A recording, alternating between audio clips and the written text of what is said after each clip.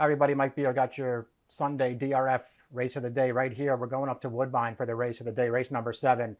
Solid stakes race for older fillies and mares, a mile and a 16th on the Tapeta surface up there, the $100,000 Belle Mahone Stakes. Let's get the field of 10 up there right now. Really good field, well matched, a lot of different horses you can make cases for.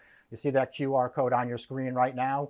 Scan that on your mobile device, access free PPs for this race, and take a look at it. You can also access those PPs at DRF.com on the race of the day event page. It's a really interesting race, and I feel like one that you definitely want to be involved in. You can see that the morning line favorite there, number 7, Skygaze, 5-2. She's one of 3 horses in this field for trainer Mark Casse.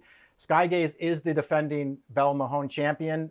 She ran really well winning this race last year. I do feel like she's facing a much tougher group of horses in this year's edition, but there's certainly enough to recommend Skygaze as she comes back to try to defend her title. 2 other shorter prices towards the inside. The number 4, Dreamin' of Drew, second choice, 3-1 on the morning line. She'll show speed stretching out here, third off the layoff. Money for Roe is the 3, 7-2 on the line. She's making her first start of the year here, and as well as her first start as a 4-year-old, but she was a really good 3-year-old and is certainly a nice fit in this race. We'll see how ready she is to go off of the layoff. Let's take a look at the Timeform US Pace Projector. They do have that number 4, Dreaming of Drew, out there on the lead. Hard to argue with that. She's got plenty of early speed. Again, she is stretching out for this race, third off the layoff of a couple of sprint races, where she actually ran really well in both of those races in her first 2 starts as a 4-year-old. I do think she'll be on the lead, and we'll just see how fast she has to go in this race. One of the horses they have forward with her is the number 1, Stand for the Flag. I don't know if she's fast enough to be, right up there early. She did draw well towards the inside. She's more of a dirt horse so far in her career, and at the end of the day, not a very good one.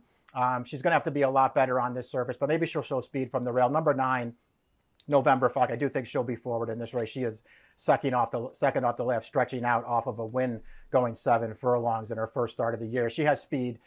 She will be forward in this race. We'll see how fast they go in this race. Number 1, again, Stand for the Flag.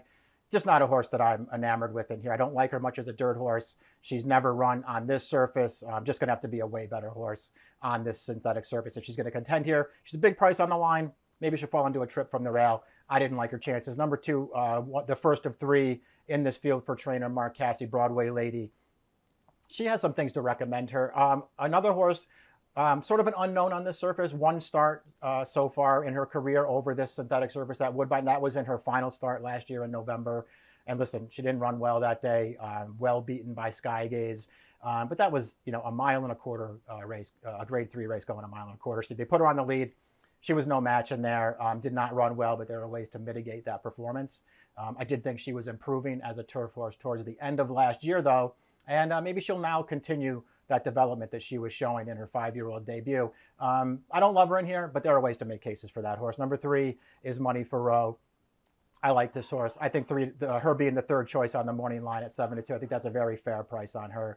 I just felt like she got really good the second half of last year when they finally started concentrating on this surface with her. 4 of her last 5 starts last year on this synthetic surface at Woodbine.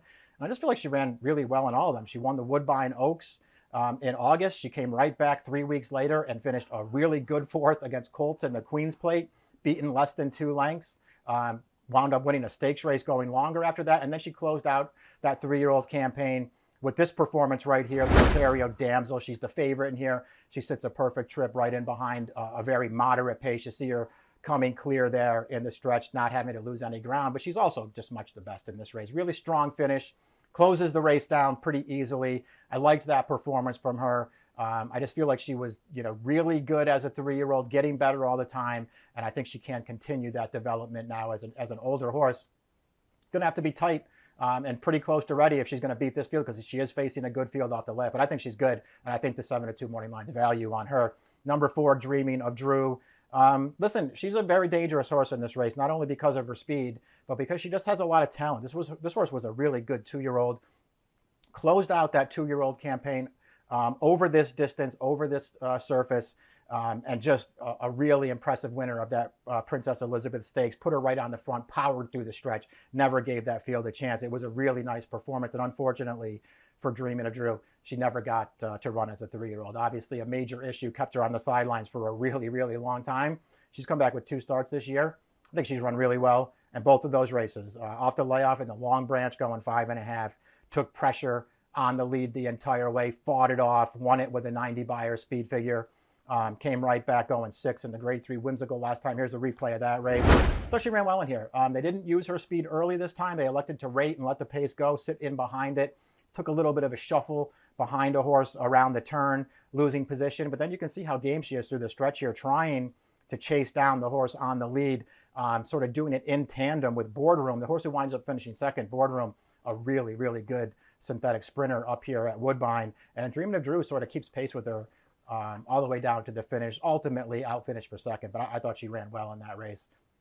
She's shown in the past that she can stretch out, and if she gets loose on the lead in this race, she's not going to be easy to run down. Number 5 is Ali Diva. I couldn't make a case for her, the second of the Mark Casse horses. She is a stakes winner on synthetic. That at Turfway Park over the winter, out of that race where she did prevail from just off the pace. They tried her in 2 tougher stakes races after that. She didn't run that well in either of them. She just looks to me like a horse who has to really improve to be effective here, and she's not a great price on the morning line. The 6 is Il Malocchio. I think this is a horse that you want to consider in this race. We'll see how she does in here. It feels like there could be something for her to run at in here, though. She was another horse. She was a pretty good 3-year-old, I thought, on this synthetic surface. They didn't run her on it a ton, but when they did, she ran pretty well. Was twice defeated by Money for Row last year. One of those in the Woodbine Oaks back on August 1st, but I thought she ran well that day. Not really a match for Money for Row, but this horse was wide every step of the way in there, could never get over to save any ground, and there was no quitting her. Money for Row overtook her in the stretch, but this horse did not stop trying. I thought she finished a good third. The other time that she faced Money for Row was going 1.25 miles on the turf, and that's just not Il Malocchio's game. I don't care about that race. 2 starts down in Florida where she wintered earlier this year. One of those a pretty good third in the Royal Delta behind champion Latruska, a race that she was never winning, but that was a pretty good performance. And then they ran her in a stakes race on the grass. I like her coming back to the surface. I like her landing in a race here, perhaps with some pace for her to attack. And I think she's underrated, and it's going to be a price in this race. I'm going to use Il Malocchio. Sky Gaze is the 7, the morning line favorite, perhaps the horse to beat in this race. Certainly if you go by her most recent start up here at Woodbine, she's the horse to beat. She won the grade 3 Maple Leaf. That was going 1.25 miles. She won it really easily with a 92 Beyer speed figure. Has plenty of races that suggest she's going to be really tough in this race. But again, I think it's a tougher field this year than the one she beat in winning this race last year. You have to concern yourself, I guess, a little bit with her most recent start. Her 5-year-old debut came in early April at Turfway Park, and she didn't run well that day. But she didn't have her Lasix there. She just totally stopped in that race. She's going to come back now, and she will be able to race with Lasix again. Maybe it'll just make a really big difference. Obviously, she's a major player in here. The way I looked at the race, if she's going to be the favorite in here, I'm just going to bet somebody else. Number 8 is Silent Causeway. She's going to sit back and try to make one run here. Maybe the race will set up for her. We'll take a look at the replay of her final start last year. It's a winning effort in a restricted stakes race over this course and distance. And she runs fine in here. She came from well off the pace with a pretty good finish here to get up at the end. She's running down November Fog here in this replay, a horse who's also back in this field. Silent Causeway, did well in this race. I kind of felt like she took advantage a little bit. This race had a very solid pace that was sort of falling apart in the late stages.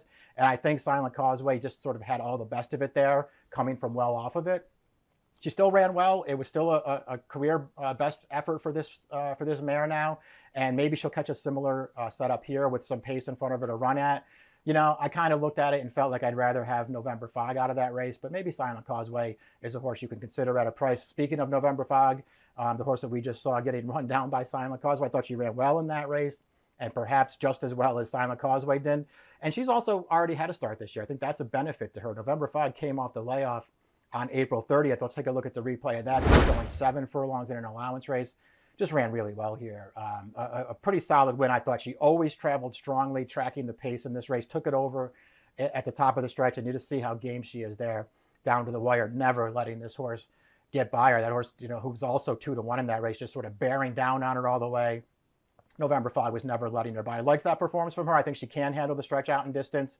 It's all a question of what kind of trip can she pull here, because it feels like she's going to be up front with Dreaming of Drew in this race, and that may not be a great place for her to be, but she's a good price on the morning line. Number 10, closing out the field, is Barkin.